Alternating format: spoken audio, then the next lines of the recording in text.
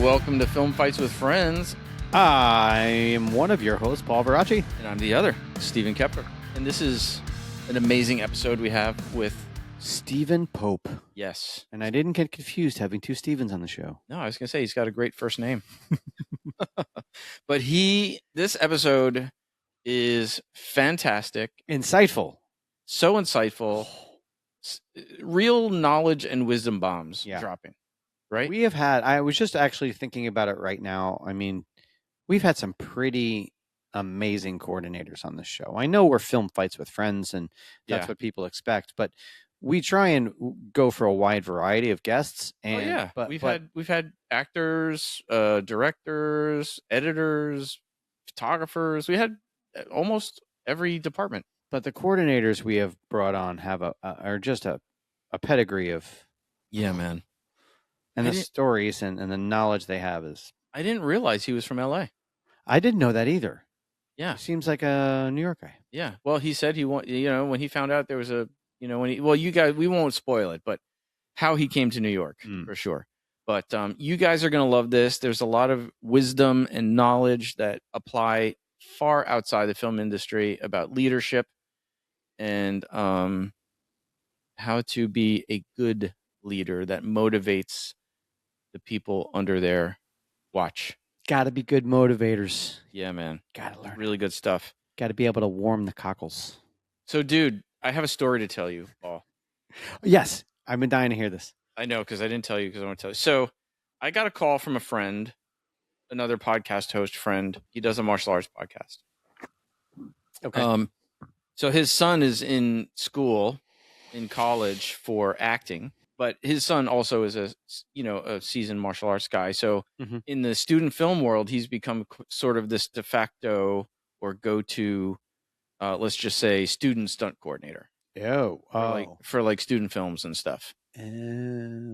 Right. So I get my friend hits me up. He goes, "Hey, is it okay if my son talks to you? He needs to get your advice." I'm like, "For sure." And this is not a university here in New York. This is somewhere else or any tri-state area. This is like somewhere else. So I talked to him, and here's the story. So he's brought on to stunt coordinate this student film, right? And to date, he's only done like little fight scenes and stuff because that's what he does. He's a martial arts guy. They want to do a car hit on this student film, like a real car hit, right? Okay. He's just seeing red flags go off, and so I start asking him, well, who's going to drive? What kind of car? Does the school insurance cover this shit? Is the actress who's agreed to do it really down for this? He said no. She sounds like she wants to say no, but she's saying yes. And he goes, what should I do? Walk the fuck away. 100%. Run. Well, run. No, before you walk away, I said, have a talk with the director about how you can tell this story without actually doing a real car hit.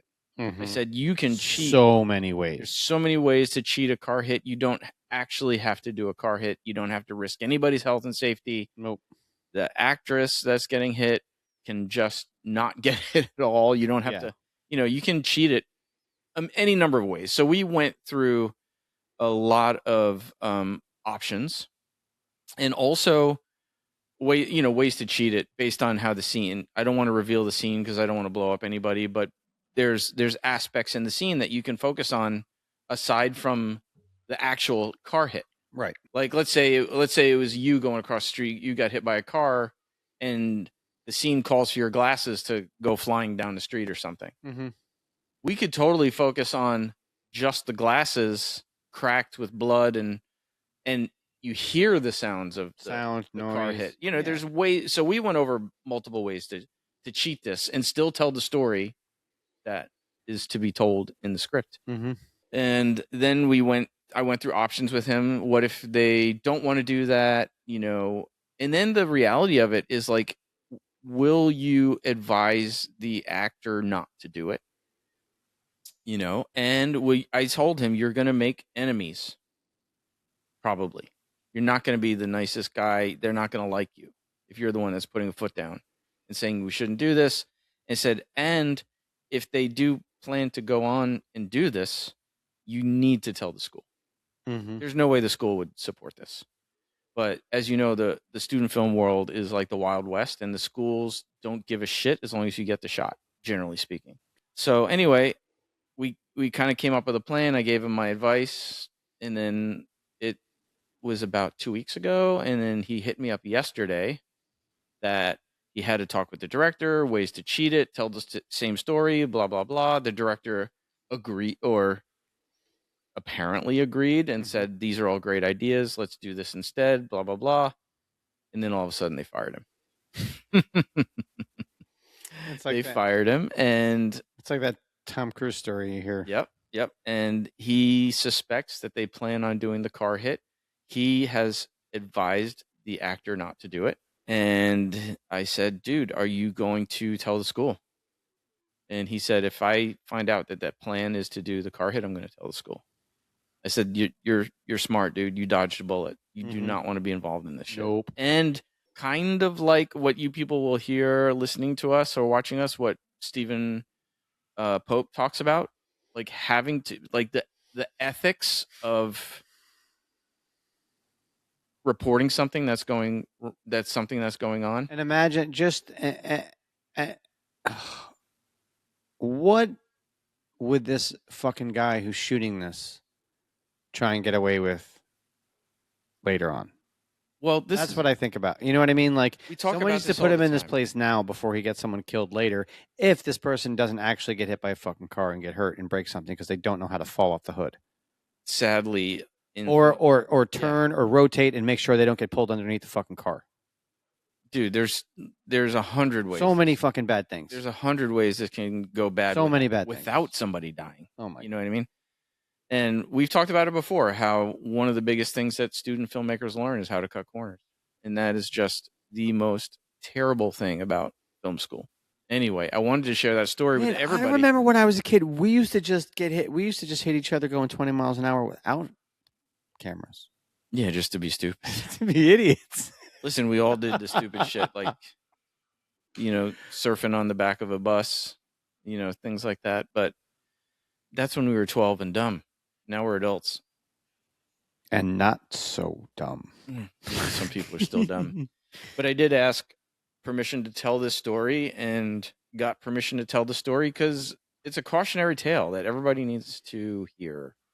If you're a filmmaker. And ironically, I didn't know the direction that we were going to go in the discussion with Stephen Pope about having to say something if something's going on.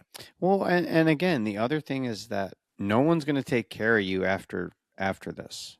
You're going to fight for everything. Yeah. Everything that's owed to you, you're going to fight. Mm-hmm. Because any production is going to try to not pay.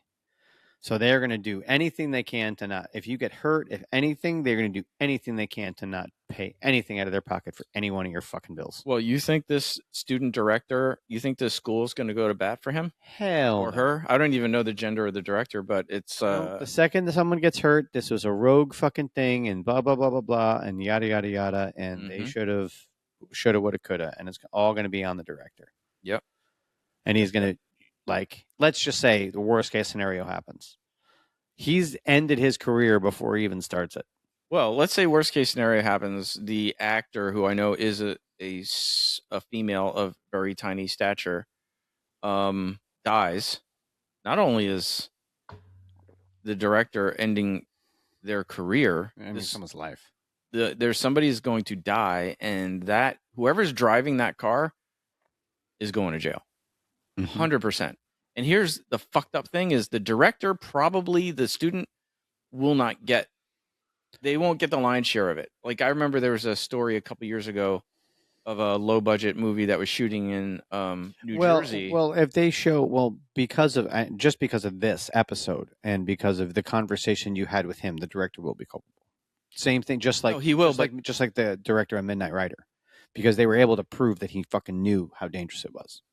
Yeah, but the story I was going to tell was the film in New Jersey where they didn't have the permits for guns or locations, and there was a car chase going on, and the actor was leaning out the window, shooting the prop gun, and a neighbor called the cops because they didn't know it was a movie. And I got arrested.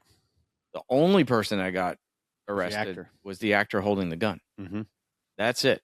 The director that put that gun in his hand, and nobody else. The director maybe of this student film we're talking about now might get in some kind of trouble, but the person driving the car, not only do you have to live with the fact that you killed somebody, but they're gonna get the lion's share of. And what a fucking asshole for putting himself in the position to possibly kill somebody. Yeah, it's ridiculous. I will, in future episodes, when I find out what the end result of this is. I want to find out what happened. I will update everybody. Real quick announcements before we get to the interview with Mr. Pope. Yes. Is our Feed America food drive is still going on. So if you want to kick in a couple bucks to that, the link is in our show notes. We teamed up with another podcast friend of ours, Fighting Matters. And yeah. Or if you're in the area and you want to come drop some food off. Yes, we are doing a physical food drive here at the studio too. So shoot us an email about that if you want. And you can just join our mailing list at fightingwithfriendspod@gmail.com. If you want, or sign up, become a Patreon member. Yes, we support the Patreon members who support us with lots of Patreon member only stuff. That's right. And Frankie, Bay, and McKay, we talk shit about you guys in our martini shot. So if you guys want to find out what we say about you, you're gonna have to become paying Patreon members. Yeah, you guys are pretty active listeners and viewers of the show, and we love you, but we're not talking shit. We're just kidding. We love you guys. I talk shit on Frankie in the Patreon only content. And you'll never hear it, Frankie. You're still our number one fan. You're my number one fan. Definitely, though. If you support us on Patreon, you will get some really cool perks. So go check it out. The link is in the show notes there. Our sponsors are amazing. We love our sponsors. Stunt Contact. Stunt Contact. The best stunt breakdown in the business. Just a production breakdown. It's really great, man. We sing the praises of Stunt Contact a ton. Mm-hmm. They are awesome. Their breakdown is awesome. The way they collate all the trades, articles, there's just everything. Everything about it is great. And they have like weekly subscriptions, daily subscriptions. Mm-hmm. You can pay monthly, you can pay annually. Pick your poison. Yeah, pick your poison. You can get it any number of ways, but we highly, highly, highly suggest Stunt Contact. And a close second, with absolutely no information that has to do with any productions whatsoever, you can join our mailing list. Yes. And Breakfall Studios. We have this great space. So if you want to rent from us, run auditions here, table reads, rehearsals, whatever you need, or use it as a location. If I didn't use it for free, I'd rent it. Maybe you should start renting it. I knew that was coming. Anyway, folks, you are in for an amazing episode with Stephen Pope. I can't wait to get into it. And if you love it as much as we do, please go onto social media and give it a rating, give it a review, a follow, a comment, wherever you listen to us. And if you have any questions for Stephen after this episode that you might be, want to ask, leave that note for us. We'll ask him for you, and we'll get back to you. Oh, for Stephen Pope? I thought you meant me. I'm like, yeah, nobody fucking gives right here, asshole. About you, man. You fuck.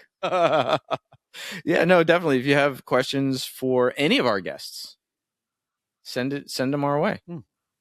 fightingwithfriendspod@email.com and gmail.com, and we will try to get you an answer. Yeah, what he almost said. What I almost said.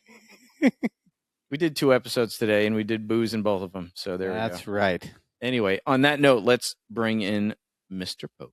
Here we go, guys. Hey, Steven, what's going on, buddy? It's good to have you here. Good to be here, guys. Yeah, we are so excited about this. We were hoping to get you last season, but we got you this season. So yeah, this is going to be great. Yeah, totally, man. Yeah, we are super excited to basically be talking about the Penguin, amongst other things. But we're just going to jump right into it. This was such an epic series. Yeah, just on so many different levels, and it's such a welcome surprise. Oh, hell yeah. It was just a wow. Yeah, agreed. Like even working on it and then seeing the final product, it was like, okay, this is this Yeah, is yeah. really good, you know? Well, tell us how you got involved with, how did it come to you? Yeah, I mean, it was like a roundabout way. Like they had originally contacted me, but I was finishing the first season of Mr. and Mrs. Smith when they were first supposed to start, and then they pushed and they called me back, and I'm like, I'm still on Smith, and then they pushed again, but we lost contact at that point, and so they hired a guy that you guys probably have heard of, George Aguilar, who Sure. is like one of my, I mean, I shouldn't say one of my Veteran. mentors. He's like the guy that got me started, Right. you know, and has been a good mentor and friend ever since. And so they hired him, and then he mainly came on to do like the second unit. So he did like he and Johnny C, who's another New York coordinator, did like the first. You know, they shot in blocks, but it was roughly like the first 3 episodes, and then Johnny got something else, and so the producers Bill Carraro and Dana Robin called me and were like, "Hey, are you available? Can you come in?" And I was like, "Yeah, I could come in. I'm supposed to start another job, but I could give you like 5 weeks of work." He's like, "Yeah, just come in and get us organized, and then leave us with somebody because you know George's second unit, and and he's now at the point of his career when the show was going that like he didn't really do the nuts and bolts of the coordinating side. He Sure. oversaw like the big creative piece, but like the day to day, like he needed somebody. And so I came in, and then the strike happened, Oh, and that's right. like right in the middle of the season. And so everybody's job went away. And then they were like the first show to come back, and like everything else I'd been called for was like, we're not going until like the following year. And so I came back to it, which was, I was happy to, like I really, that's like one of those shows Happy where accident. it's a happy accident. And it's also like with the producing team and the production staff and the actors that were on, it was like, it really was like a family experience in the sense that everybody was completely in both feet, like wanting to do the work. Yeah. Yeah, so I was happy to be there. Wasn't there was no animosity. It wasn't like I was like, oh man, I got to go back to Penguin. I was like, okay, yeah, I mean, yeah. Who would So say no to that? But I mean, yeah, it's like it must have been a very different experience, right? Because Mr. and Mrs. Smith was like around the world. It was like a Bond film. Like you guys were everywhere. And yeah. was this more pretty much local here? Oh yeah, it was very much a local show. Yeah. And you know, and even though it was like, I don't know who owns what now, man. It was like Warner Brothers, but Yeah. HBO for Warner Brothers or like whatever it was. Um, a lot of the staff, like the crew, um, I've known them forever, right? Like a lot of them, we did Boardwalk together, right? Like, and I did Mhm. like 4 seasons of Boardwalk, so it was like walking back into like a very comfortable situation, Oh, that's and and also it being a local show, and that's the thing. Like everybody's like, oh, Penguin, Penguin, Penguin, Penguin, right? Like the comic heads, right? But Mm-hmm. when very much the approach of the show was like, this is just a gangster show, like there's no superheroes in it. It's just like this is gangsters being gangsters. It just happens to be set in Gotham. Yep. I mean, we were just watching before you got on. We were just watching those clips that we sent you. In the last clip from the last episode, we said this is such a Godfather scene where The opera with the music opera and the the hits opera going playing in the on. background. Yeah, Oh yeah. it was such a. I mean, you were involved in that scene, I imagine. That was Yeah, the final. absolutely. That Yeah, yeah. was No, I mean, and even like all those scenes that you sent, like I was involved. Like I came in like right. I It was like the crossover between block 1 and 2. So like Mhm. they were still reshooting and shooting stuff for episodes 2 and 3, like when I came in. So even though I started late, I was still very much in at the kind of like the beginning of the whole shooting schedule. I mean, that the first, well, and for those listening and watching, we link the scenes in the show notes. So as we always say, hit pause, go watch them, come back, hit unpause, so you know what we're talking about. But we might as well start with that last one since we brought up the whole Godfather thing. Mm. I mean, it was that's the scene the final scene when Oz sets up Sophia. Yeah, sets up Sophia and leaves her to go back to Arkham. Yeah. I mean, and that was great because, you know, they're in the car and all that stuff's going on, and then you keep cutting to everybody getting killed. Exactly. Exactly. The seconds taking out the bosses, you know. Yeah. And that was, you know, that was the other thing about the show. Like, if you look at it, like, obviously there's stunts involved, you know. And because it is a gangster themed show, there's a lot of people that get whacked, right? But if you look at it as a whole, there's really only kind of a couple of big set stunt pieces, right? Like, the rest of it is like this person gets killed, this person gets killed, this person gets killed, you know. And the benefit of doing that is, like, now you know, not to downplay our role in things, but the action is pretty straightforward, right? So now you're able to have actors give performances while they're doing the acts of violence, right? Sure. What's funny is there's two guys that come in at the end and arrest Sophia. Right. That was Victor Plajas and Jared Frankie.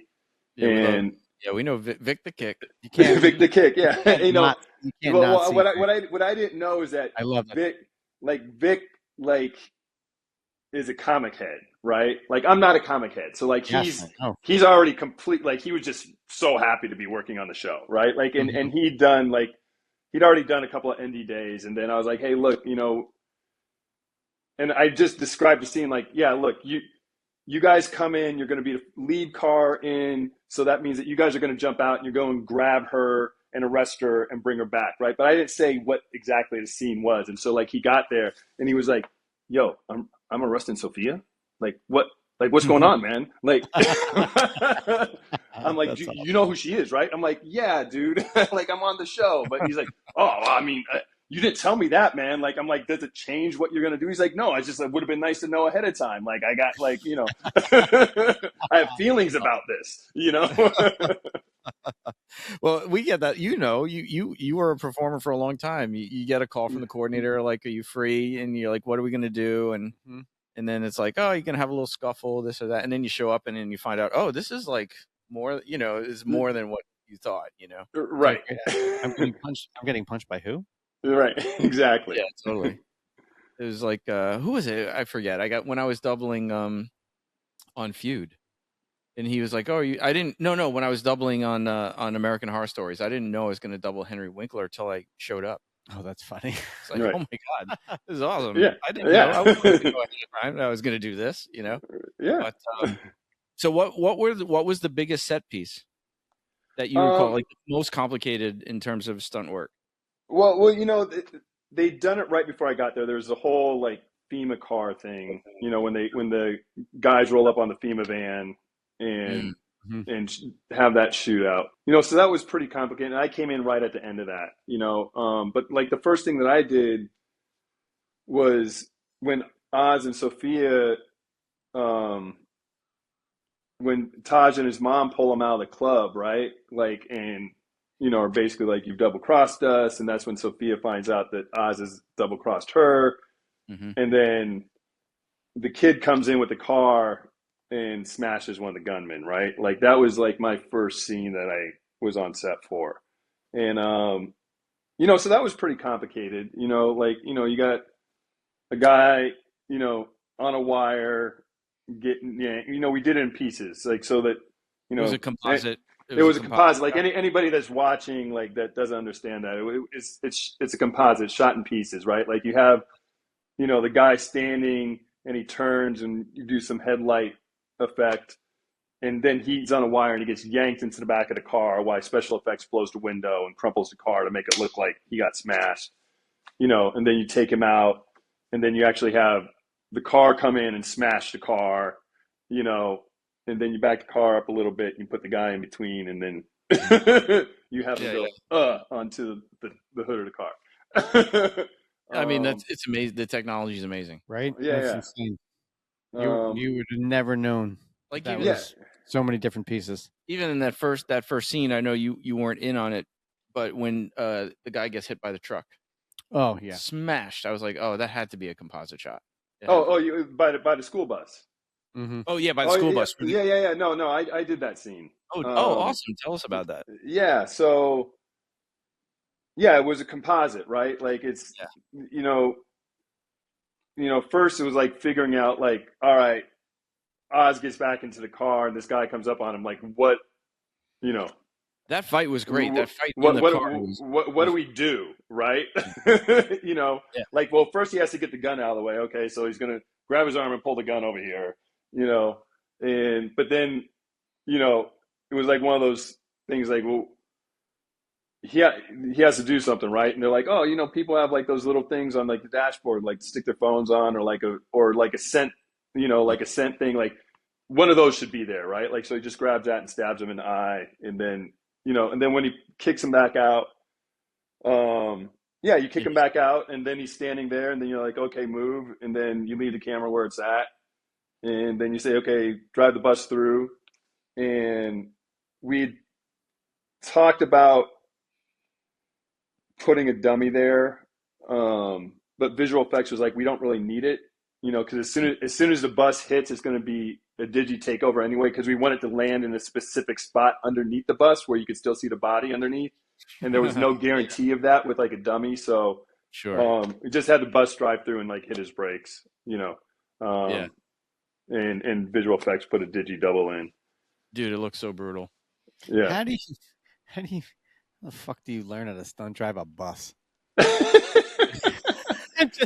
I just who was driving that bus? It's Tuesday. It's stunt bus driving practice. You know what? I don't remember who drove the bus. That might have been Barnes. There's certain people in every market, whether it's Atlanta, New York, or LA, of people that have like CDL license, like the commercial driver's license. Yeah.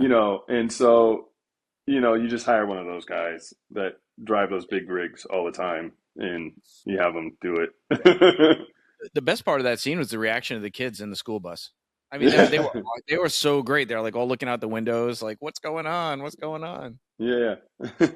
But I did love the car fight because it was so brutal and gritty.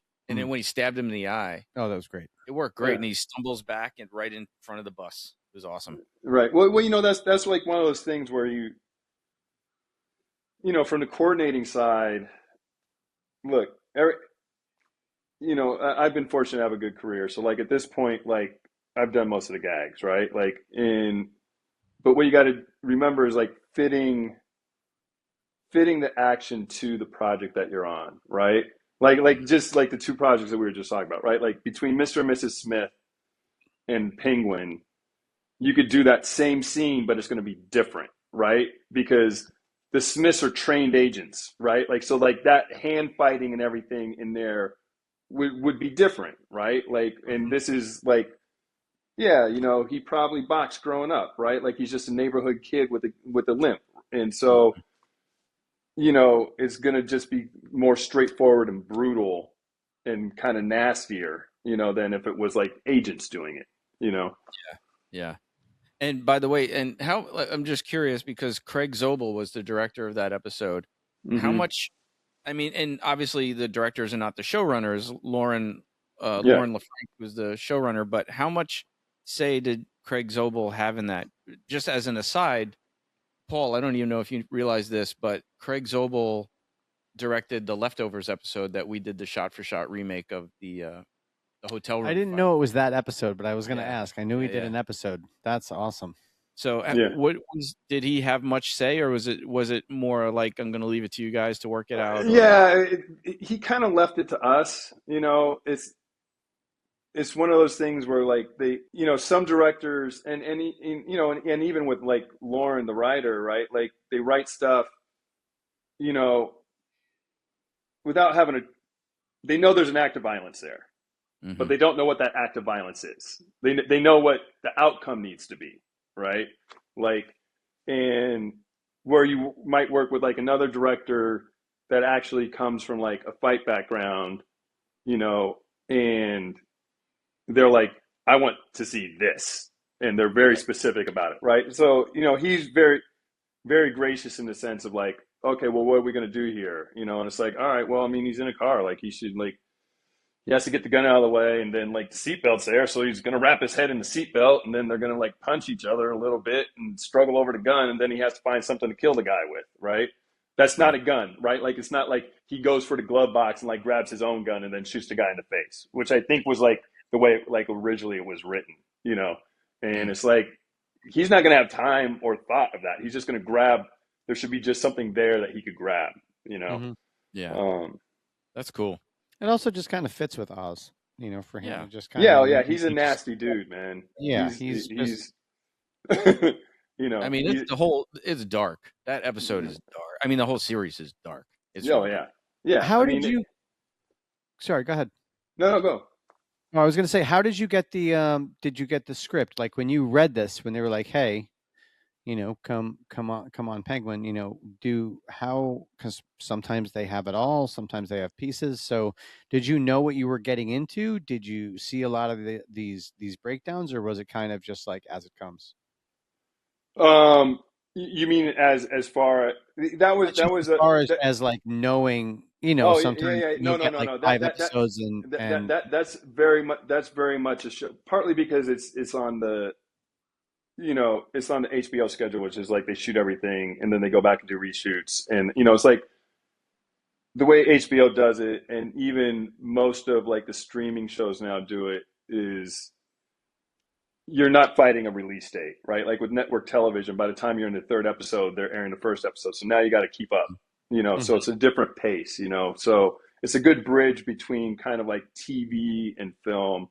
And so they gave us all the, you know, all the scripts, you know, like when I by the time I came on, they had the first 4 or 5 scripts fully flushed out, you know, and then they had first or second drafts of like the last 3 scripts, you know, and they give that, you know, because they want you to plan ahead, right? They're like, hey, this thing's coming up. It's not until block 3, but we should start thinking about it now, you know. And yeah, so I had all the material and was able to plan, you know. It was also a tricky show. It was also good on a show like that because our biggest problem on that show, which I give my assistant credit for tracking all of this, is unlike normal TV shows where you might be able to recycle guys, right? Like this was a show where anybody you hired, unless they were a stunt double, there was no NDs.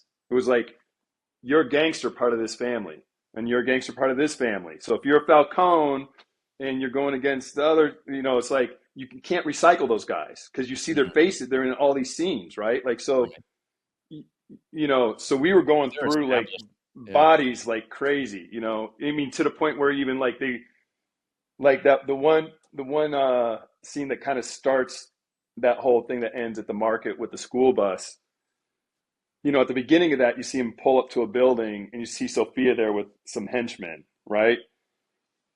That was something that they came up with later. Like we'd already shot that episode. We were well into like the next block of work and almost done with the next block of work. And they were, you know, and Lauren and the other creators were like, we need to tie Sophia into that.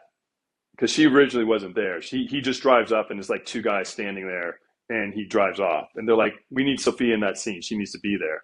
And she needs to say, follow him, right? So that was a reshoot. But like the original 2 or 3 guys that were part of that gangster squad, you know, they're stunt guys. So they're off working on another show. And so now I got a double stunt guys with other guys that look similar to them, you know? And they just got to keep their backs turned so that you don't catch like a full frontal on them, because and otherwise you'd be like, hey, that's not the same guy, but it's supposed to be the same guy. So that's crazy. I mean, do you have a preference for shooting style? You said like this was, I mean, in terms of production, because you've coordinated films, you've coordinated all 3 of the things you mentioned, like streamer type schedule like this, film schedule or network television schedule? I tend to be a bit of a film snob just from the prep aspect of it. Like I like film because you come in for your 6 or 8 weeks of prep. It's one script. You plan everything out. You build your rehearsal schedules. You build you have all your meetings and prep. And then once you start shooting, now you just got to stay ahead of your rehearsal schedule, right? Mm-hmm. My second preference would be a show like this, right? Would be like an HBO or an Amazon or a Netflix where they're going to shoot the entire season before they release anything, right? And so, because even though you're constantly prepping and shooting, you're not under, because I've done 2 network shows and I'm like, I'm never doing another network show. You can't pay me enough. It's because it's the same amount of work, but now you're under this boiler pressure where you're shooting like 8-day episodes. Maybe on a good thing, it's like 8-day episodes with like a day of second unit for cleanup. So you're shooting like 9-day episodes. Where when you're shooting a show like Penguin or Smith, you're shooting 12 to 14-day episodes. So you're able to you don't feel like you're cramped to get the work in, right? And also there's not the with network also say you get a couple extra days. Say it's a big network show and they shoot the first 4 episodes or 10-day episodes and then they go to 8s, right? You're still under that pressure of you can't go back and change anything. Mm-hmm. Once you're done, right? Where that's established now, right? Where with the streamers and and because HBO is now HBO Max, I think they're back to HBO Max. One, you have a longer shoot schedule per episode, but you also know hey, in episode 2 that's supposed to be springtime, but it's still January, so we know that we're going to come back and shoot that in April at the end of the season, right? So you just have more flexibility, really, and you have time to change things, as far as your prep, you're not we got to get this fight done now because it shoots Thursday. It's we got to get this fight done now, but we know that doesn't shoot until the next block, so we got 4 or 5 weeks to change this if we need to. And you get more rehearsal time on the streamers as opposed to the network stuff where it's you. We're with network, you might get a day of rehearsal to build and just hack everything out, and you show it to them and they're like, okay, great, we need to change these 2 things, but you're not going to get another rehearsal day, and we got to start teaching the actors their portions of the fight so that we could shoot it, and then with network, normally it's if you do a fight that's strictly for reference and you'll send it to the actors, you may not even get rehearsal time with them. You'll send it to them as a reference so they could study it, so when they come to set they have an idea of what they're doing, but then you're teaching them 4 or 5 moves at a time and shooting that, and then move on to the next piece. And, where, with a streamer, you're probably going to be able to get them for, spread out over the course of time, but you're probably going to be able to get them for 5 or 6 hours of rehearsal, so they're not learning it on the day. So that's streaming series. What about movies?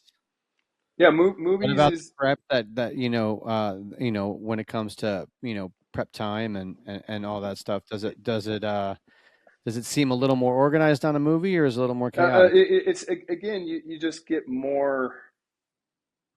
It's just really about time, in movies. Say, a normal movie, I'll get 6 to 8 weeks, right? So say it's a mid-range $30 million, $40 million movie, you get 6 weeks of prep.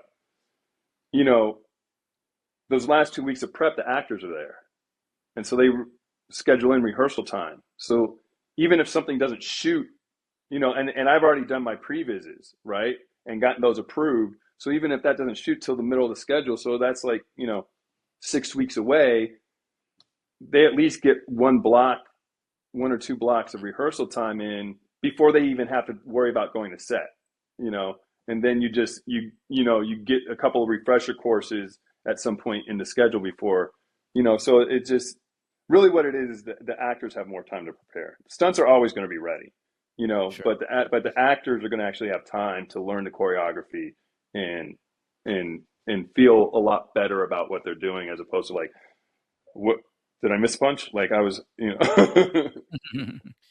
So when it comes down to it, when you're working with actors and when they're doing stunts and you have a double and this and that, and they're like, I want to do my own stunts. Right. Is there at any point when any coordinator, just in general, do they draw a line when they're like, no, you can't? We need or do you just normally, would you bring in kind of been like, hey, you got to throw the insurance crap at him and tell him you can't do this? It's usually a bit of both, Mhm. and I think anybody worth their salt will say this is like, it's always better if the actor could do it, Mhm. Yep. So you start from that premise. It's always better if the actor can do it, but then you immediately get into, one, can the actor do it? Like, how good of an athlete are they? And two, schedule wise, do we have time to train them? So, I've been in situations where I've had actors like, I want to do all my own. I've been, I've never been on a job that has a lot of stunts, and like this one has a lot of stunts, and I want to do my own stunts. And then you meet them and you do an assessment, and then you either go, yeah, that guy could probably do that, man or woman. I say guy in general. Sure. That person could do 80-90% of their stuff, or that person shouldn't be doing their own stunts, right? And if that's the case and the actor's really adamant about it, now you got to come back around and talk to the producers and be like, hey, look, I need some intervention here. Like, I need, we'll train them up as much as we can, because obviously we're going to have to see their face and they're going to have to do some of this, but they can't really, their mind's saying, yeah, I want to do this, but their body, like, they're going to end up hurting themselves, Mhm. Yeah, you can't fault them for wanting to. No, Yeah, absolutely, exactly. absolutely. And Yeah. the dream is when you get somebody that's physically capable and they could do everything, and then the only thing you're saying is like, hey, look, you got to steer, fall, and you got to ratchet. Like, those are the two stunts. Double's going to do that, but you could do everything else, right? Mhm. But even in those situations, I tend to have a double around anyway. Mhm.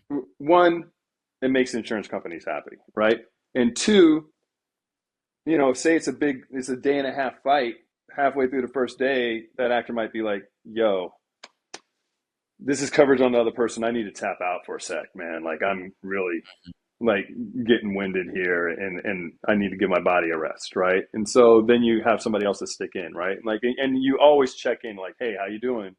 Mhm. Like, Mhm. like, we're turning around on coverage on the other person.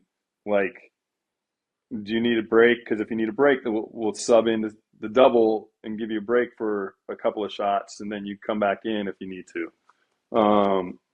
And so as long as you approach it like that, then everybody's pretty amicable about it. And then the other side of it is you get people that are like, I am not doing anything, even though even if they're physically capable, right? Like, they're just like, Mm. that's what the stunt people are for, right? Like, I was on a movie, on a Netflix movie with Jennifer Lopez, and she's even she's a little older than me, so I'm not going to say her age because I don't want people to get mad at me. But she's physically capable of doing everything, right? But she's like, I put my time in. I did all that stuff when I was young, Yeah, yeah, like, yeah, sure. so so on that, she was like, you just tell me where to put the face. I'll teach me the moves I need to learn. Show me how to look good, and I'll do it. Let someone else But make me look awesome. I don't. But yeah, exactly. She's like that. You got professionals to do that do this every day. Um, and so when you're in a situation like that, you go, and also because that's a movie, you could arrange the schedule in the sense where, like, okay, great. That was also a movie that had like a full blown second unit, right? Like it was called The Mother. It was on Netflix. Well, I was going to say, was this The Mother? And I actually just watched it for the first time, and for it was by chance, and then I realized. But yeah, I watched it like last week for the first time. Yeah. And that's a movie that's like a full blown action movie, right? Where they got, I don't remember how many weeks. It was like a 17 or 18 week shoot, and you got 16 weeks the second unit, right? Like they got a second unit running full time, right? Yeah. And so when you're in a situation like that, and even if you don't have a second unit running, it's like, all right, we'll lead out with the stunts, right? We're going to do, if it's a TV show as opposed to a movie, but that was a movie with the second unit. And so we were like, we'll shoot the second unit portion of everything first, because that way, and then main unit will come in after, because that way they could do a rough cut of the scene, and they could go to the director and to Jennifer and be like, okay, great. We have this scene. We need your face in 5 shots. And these are the 5 specific shots that we need you in, right? So it allows you to just plug her in, right?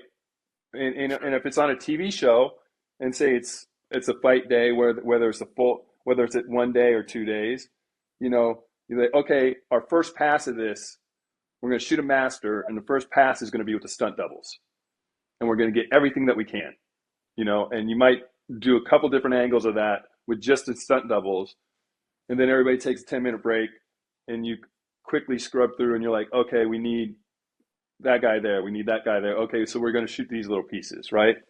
To do it on a TV show, it takes a little more time, as far as your allotted shoot time, but it saves the actors, getting winded or getting bonked or whatever. When you made the transition to coordinator, or I guess I'm asking you which you kind of prefer, performing, coordinating, because you've been in the game a long time. Yeah. IMDb has your first credit as Out of Sight. I don't know if with Jennifer Lopez. Jennifer Lopez and George Clooney. Enough in 1998. Exactly. There may have been more before that, but that's the earliest one on IMDb. And then your earliest coordinator role on IMDb was The Good Shepherd in 2006. Right, and yeah, and like solo and that was another Good Shepherd was another George Aguilar job, and by then I hadn't gotten the credit, but I'd been with George co-coordinating, so I was in the groove. Was your aspiration always coordination, or was it? Look, man, I didn't even think I was going to be in the film industry. Like I was going to be like, I went to college to be an engineer. Another engineer we were just a couple episodes back. Garrett Schrute went to school to be an engineer. Mm-hmm. Yeah. Ended up as an actor. And then we were talking about the other show that I listened to, Just Shoot It podcast, where one of the directors actually went to school to be an engineer. We're getting a lot of engineers in the biz. Yeah. So I went to school to be an engineer, and more specifically, look, I'm dating myself. You've already looked at my IMDb. I've been around for a while. I was specifically going into computer science and engineering, and this is at the beginning of the internet, where the internet was only on college campuses, right? Like, yeah. And so I didn't know what I was getting into. Computer science and engineering at the time was like, hey, this is your classwork. Like, hey, we got this 16-bit chip, and we got 4 teams, and your team is responsible for these 2 bits, and you got to coordinate with the other teams to make this whole bit work. And I was like, this is really finite and crazy. And then I did an internship, and I was like, I don't want to be a computer science and engineering person anymore. So then I literally got into film, man, because I have a brother, David, that also does stunts, and I got him into it after the fact. And he was running track and was living in California. So I graduated from college and moved in with him, was like working at UPS, and was like, this is dumb. I don't know what I want to do with myself. Like, I applied to law school and was like, I don't really want to go to law school. So I deferred for a year and was just like loading trucks and airplanes. And I was like, oh, wait, I live in Los Angeles, California. Like, if I'm just going to be schlepping stuff around, this is a movie town. This is Hollywood. Like, I bet I could get a job on set just moving shit around, and it's going to be better than like working the night shift at Ontario Airport loading DC-10s with like packages. So that's how I got into the film industry. Like, it was literally by fluke. It was strictly because I was like, it was better than working at the airport. Right.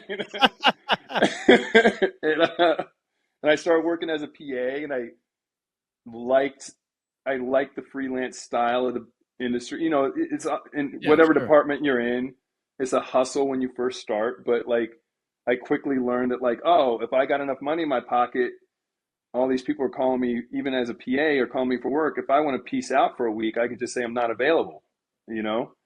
So I like that aspect of it. And I did like being around like all these creative people. I quickly realized that like, in order to move up as an AD in LA, I was going to have to wait for like 50 people to die or retire, you know? So,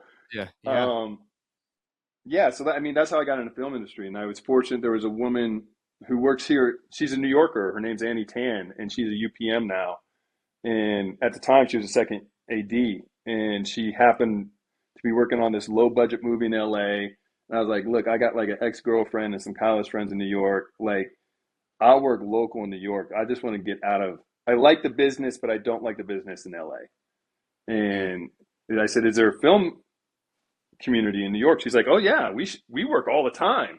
And she started listing all the shows that shot there. I was like, cool. So I moved to New York, and I was still saving my days to get into the DGA as an AD. And then I met George Aguilar, and he was like, we started talking. Like, he played basketball in college, I played football in college, and we started talking sports. And he was like, look, dude, you should think about doing stunts, man. If you haven't picked the department, like, you're a good athlete. There's nobody your size or look in New York. Like, you'll work all the time. Like, I'm constantly looking for like big dudes to like be heavies or cops or whatever. I'm like, I don't even know what stunts are, dude. Like, I haven't worked on anything with stunt people. Like, you're the first stunt coordinator I've ever met. Like, he's like, all those guys sitting over there that get shot this afternoon, those are all stunt guys. I was like, cool. So it's like acting. He's like, yeah, it's like acting, but you don't have to say anything. I'm like, cool. Like, I'll try it. Why not? Well, why not?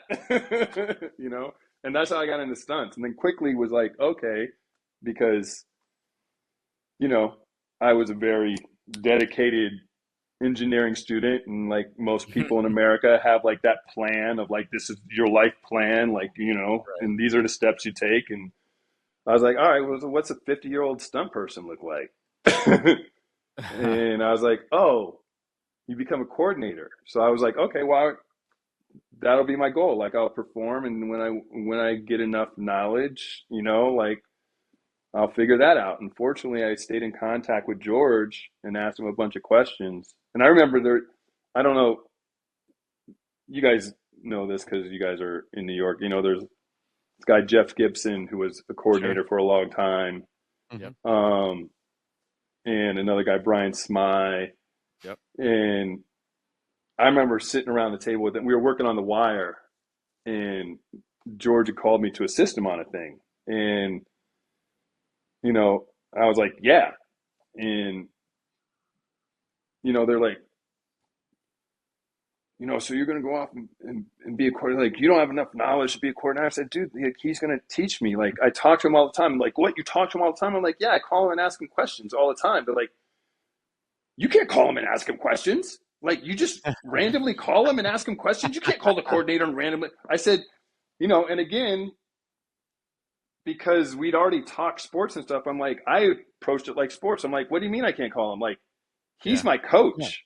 Like, if he doesn't want to share knowledge with me, then he doesn't want me, like, him sharing knowledge with me is only going to make him better, you know? And so, like, I approach it like that. I approach it like, he's my coach. I'm trying to get better as a player. Like, I'm going to call my coach and talk to my coach, you know?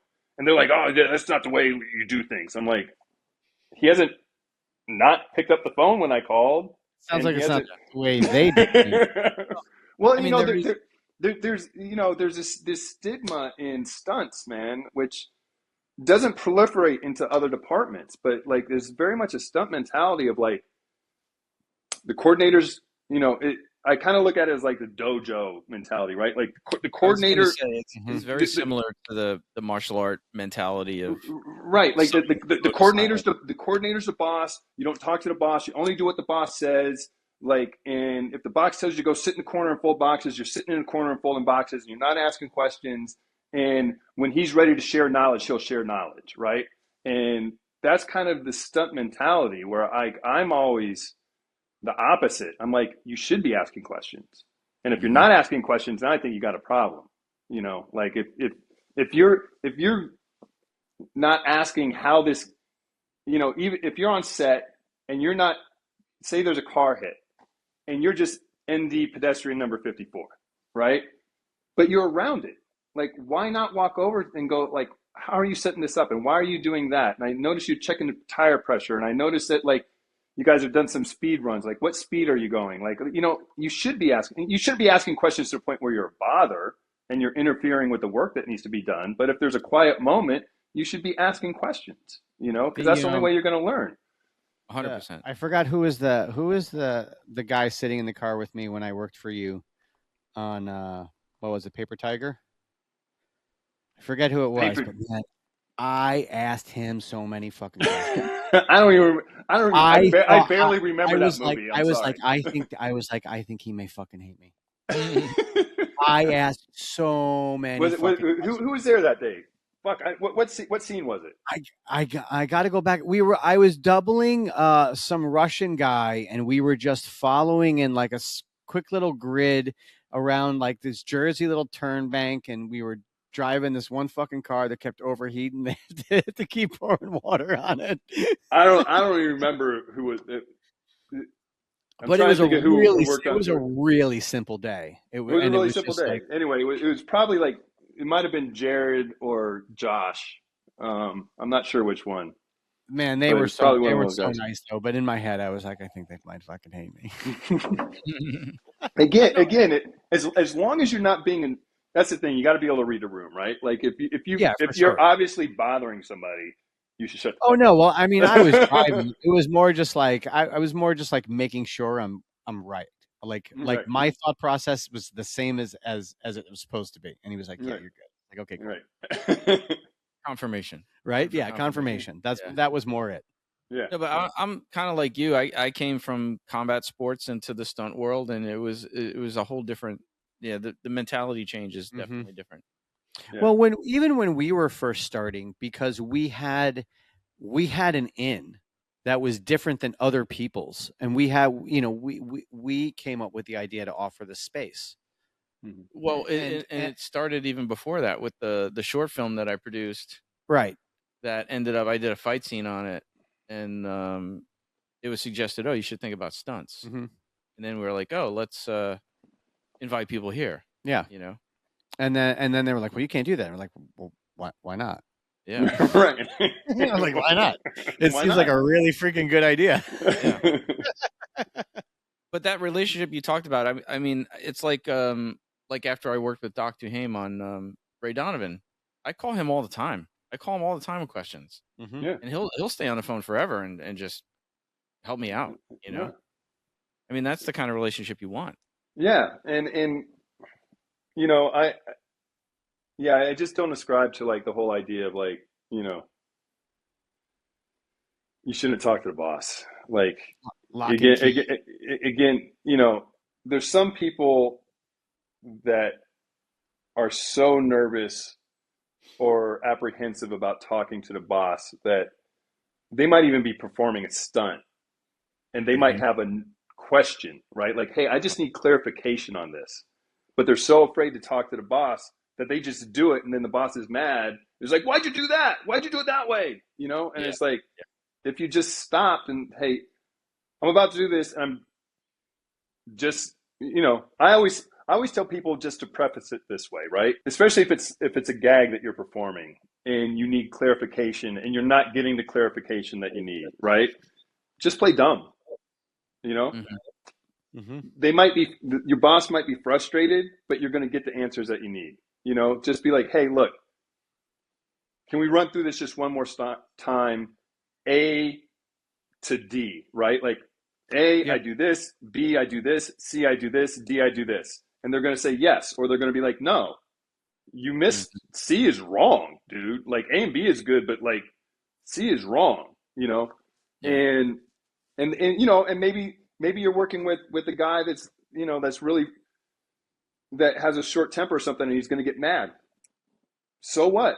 Like what's, ask the question, you know? On that driving day, you guys were all talking about it, and you guys were like, good. And you were all like, yeah. And I was like, I'm like, can we all stand in our spots and then just walk this? And then everybody did. And I was like, I got it. Okay. Right. I was like, but I needed to visually see it, because verbally it just didn't work for me. I was like, I need to see this. I was like, can we all stand? Which is the right thing to do. And that's what I'm saying. Like, I'm, you know, you've worked with me now, and it's like, I try to run an open set, you know, sure. Your set is super comfortable. Yeah. In the sense that, like, everybody has an ability to speak up, you know, because you can't say that and then get mad about it, right? Like, you can't be like, hey, and if you see something wrong, let me know, or let, you know, John know, or, you know. And then when somebody says, hey, I have a question, you can't be like, what? You know, like, you know, it's just the wrong attitude. Everybody has the ability to speak up, but you give people the confidence and the feeling that they can speak up. Right. So I think that's kind of the difference, is that you put out there that it's like, you know, hey, I'm here. We're here to talk. We're here to make sure we get this thing right. And, you know, boom. There isn't this. Sometimes you work with people and they have this demeanor about them, which is where they expect you to just know everything. Right. And then you're just supposed to nod. And when you don't, you're an irritation. Right. And then that will happen. And then when you make someone feel that way, they take that to the next set and they do it to the next person that they're working with, and then the next and the next and the next. Yeah. So it's nice to know that there are people out there that are just like, no, talk to me. Well, it just perpetuates a safer culture of safety, right? Like you said before, if somebody's having some concern or misgiving, or they're unsure and they're about to do a gag, just for safety purposes, there should be comfort to be able to say, hey, can we just put a pause button for a minute so I can clarify, you know? Yeah, absolutely. It's all about safety in the end. I mean, that's the one thing where there should be no lanes to stay in when it comes. And everybody says, if you see, like you said, if you see something unsafe, say something. But then there's a culture of fear to actually do that. Yeah. And well, here's the thing. Here's my approach. My general overall approach to coordinating, which I always go back to sports, because I learned a lot of my life lessons and management style through sports, right? And at the end of the day, yeah, I'm the coordinator, I'm the boss, but you're the person that has to perform. So I want to make you as good as possible, because then it makes me look good, right? Like, if you're doing a good job and everybody's like, whoa, then they turn to me and like, yeah, and I'm like, yeah, right? But if I'm like berating my team the whole time, or constantly walking around like I'm aggravated, one, it creates a mood on set. And what I don't think people that do that understand is, like, as a producer or a director, they're looking, you know, like, if I was a boss and I'm looking over at the stunt coordinator and he's like berating somebody, or, you know, constantly micromanaging his team, I'm going, what's wrong with that guy? Like, you obviously, you're obviously not a good manager, because you hired the wrong people. If you have to do that, that means you hired the wrong people, you know?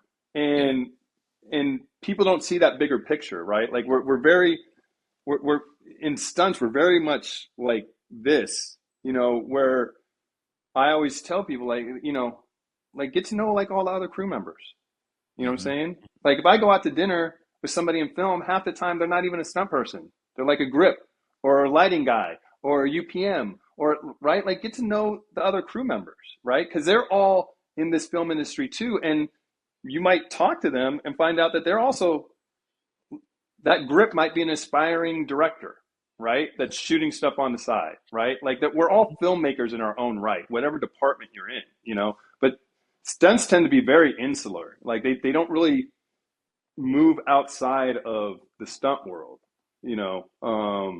Well, because which I find unfortunate. Forbidden. You can't do anything else but stunts, or you're not a real stunt person. No, but do you find? Well, to that point though, like I tell people all the time, I'm like, look, if you're an aspiring director or you're an aspiring actor, that's great, good for you. When I hire you as a stunt coordinator, I'm hiring you as a stunt person. So I don't want to. We could talk about all that stuff at lunch or after work or whatever, but I don't want to be sitting around on set and you're pitching me ideas or you're talking about like I want you're here to be a stunt person today, right? So you need to go over there and you need to fall down and you do the stunt, and then what you do with the rest of your time that's your time, you know. I was going to ask, in your time in the business, have you seen a shift in stunt performers wanting to expand beyond just that? Like, I mean, yeah. I mean, I think it was already moving that way, but then when like the 8711 guys like broke out and all of a sudden like they're directing stuff, like I'll give them credit. Like they do operate a bit like the dojo style. Oh, for sure. Which is just not my style. It's just different. It's just different ways of doing things, right? And that obviously works for them. Well, even when the 8711, some of our friends come to train here and they're calling me like sensei or professor and stuff. I'm like, what? Right. No, you don't have to do that here. Right. but what they did is they created an avenue for other stunt people to aspire to be filmmakers, right? Like, and they created, you know, they're the ones that started like the whole previs. You know what I'm saying? Like people videoed rehearsals, but it wasn't like, didn't have normally it was just like a guy put a camera over here and you just did the fight in front of it. Like, this is what it's going to look like, right? Like they're the ones that were like, oh, we're actually filmmakers. We're going to shoot a couple of different angles, you know, so that you have a better sense of like what it's going to be. And, you know, we're going to do these things. We're going to bring actors in and we're going to train them ahead of time. And we're, you know, like they're the ones that really kind of got that whole machine moving, right? And has allowed other stunt people to aspire to be. The problem is now everybody wants to do it, right? Like, you know, the shift is now you got guys that just want to be the previs guy, right? Right. Well, dude, I need you to do stunts. You know, if I wanted a cameraman, I would hire a cameraman. You know, like I need you to do stunts. You know, and especially with the advent of like social YouTube and then Instagram and other social media in general, but it started with YouTube. Is like you got like YouTubers now that are on stunt teams, right? But dude, we're not doing this for likes. We're doing this to create a product, right? And you know, I've ran into like some fight coordinators that are like YouTubers that haven't really, they might have done like 5 or 6 real stunts just to like kind of give them stunt cred, but they're really like people that just make videos for YouTube, which to me is like you're stunt fanboys, right? And now you're in the big leagues and you're fight coordinating and prevising, and now you're mad. I actually had a guy tell a DP like, no, the camera doesn't go there. I'm like, dude, shut the fuck up. Yeah. You're the fight coordinator that happened to video his own previs. Like, and what I found out was like, it was the mentality of like, he wanted to be able to afterwards put the previs and the final product together and be like, oh, look, you know, shot for shot, like what I did in the previs. It's like, dude, that's not why we're here, man. We're here. You're not, do that on your own movie. Like, that guy's the director, those people are the producers, that guy's an Academy Award winning DP. Like, let them do their job. We're here to facilitate their creative vision. If you want to have your own creative vision, go shoot your own thing, which is fine, which is good. I encourage that. but don't try to do your thing on this job. But yeah, your job is to help that vision come to life. Yeah, the first time I ever had to coordinate something, it was all around a kiss, and it was like when I was thinking about the camera, I didn't know, so I just decided to make sure that everything was just shot on one line and a 180, and he would never have to do anything except for he could move wherever he wanted to move, and the shot would work. And that was it. And I was like, and then when he came up, he's like, okay, what are you doing? And he kind of just like, and I told him what I did, and he was like, oh shit. He's like, that's awesome. He's like, great, thank you. I was like, no problem. I was like, that was my conversation with the camera guy. Like, easy peasy. I'm like, I made it with you in mind already. And he was like, awesome. Which that works, you know. Here's the thing, like, so yeah, there's a lot more people now that are aspiring directors, right? Like, everybody wants to be a director now, you know, that see stunts as an avenue towards that. Again, that's fine. When you're on set, you're doing stunts, so.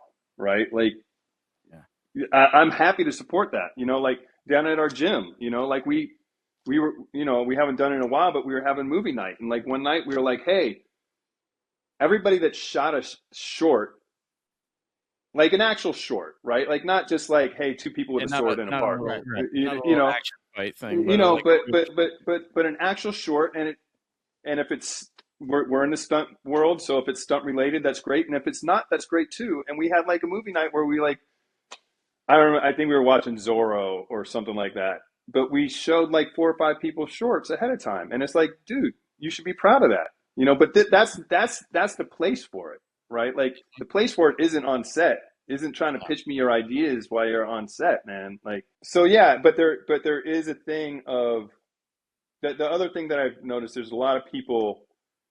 Again, I think because of social media, that have gotten into stunts now not understanding what stunts are. They know that they're a good athlete, whether they've done a live show or, you know, they were like a circ person or they were like whatever, and they get on set and you go tell them to fall down and they're like, that hurts. It's like, that's your job. We'll do a fundamental falls workshop here where we actually just fall for like 6 hours. Like, we just go through all the basic falls, and there's a lot of people that the aspiring stunt people or actors that I want to do my own stunts, and they're like, oh, come to the falls class. Right. And then after 6 hours of just basic prat falls, front, back, side, fucking mats. Yeah. Right. Yeah. On a matted floor, they're like, yeah, I don't think I want to do my own stunts, really. Also, because of the way socially things have changed, right? It used to be like you would get in somebody's face and be like, what the fuck? Fucking go fucking do that, right? Not that I would ever do that, but that's what you want to say. But you say it in, you know, but you got to watch what you say to people now, you know, because, and again, that goes back to, I say coaching is really leadership, right? As a coordinator, you have to be able to get the most out of the person you're working with, right? Sure. And as a coordinator, you might have hired somebody because they were the right size as a double, or maybe you hire a new person, meaning new to me, you know, maybe they've been working 3 or 4 years, but, you know, I've never worked with them. And you got to figure out that person's psychology and what buttons to push to get them to perform. Some people need to be coddled.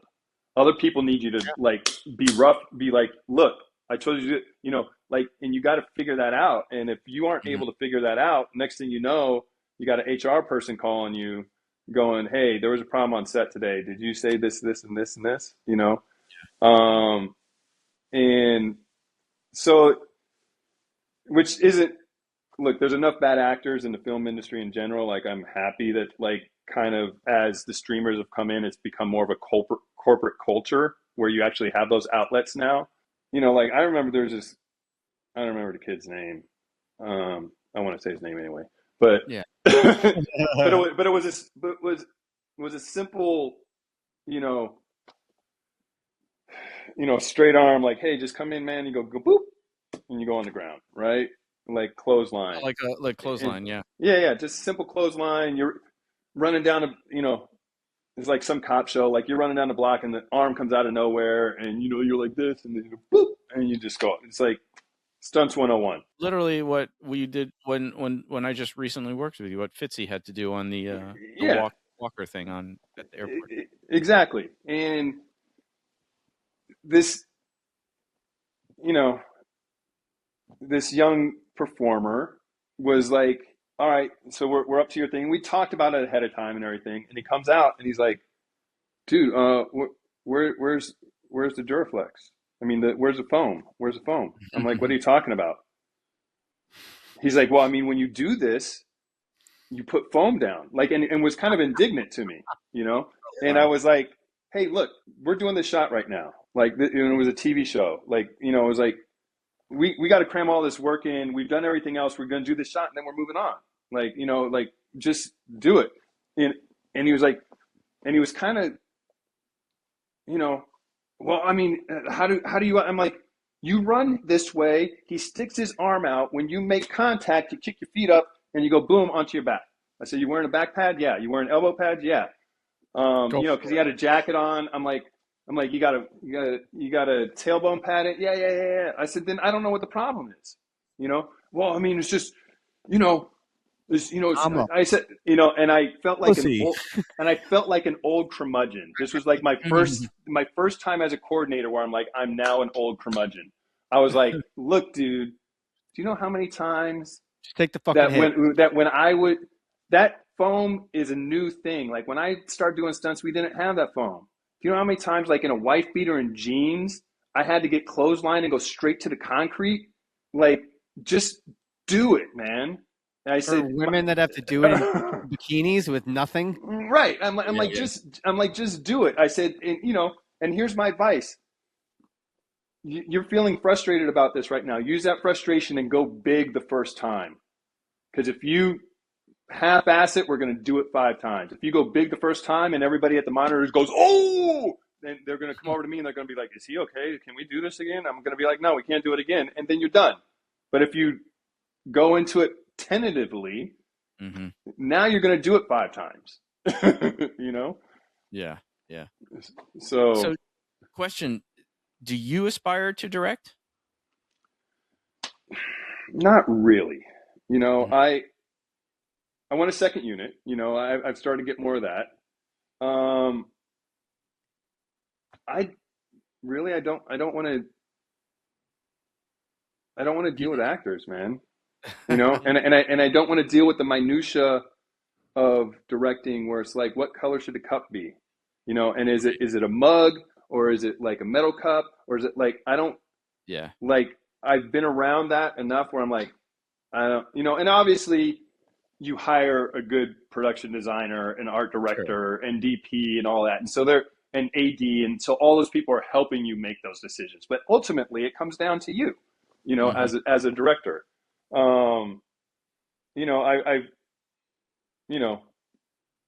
I've started, I just did a short film where I produced and I'm like, I'm happy being that. Like, I always look at it like, when you're growing up and your parents say you could be everything, anything you want to be, and we all believe them.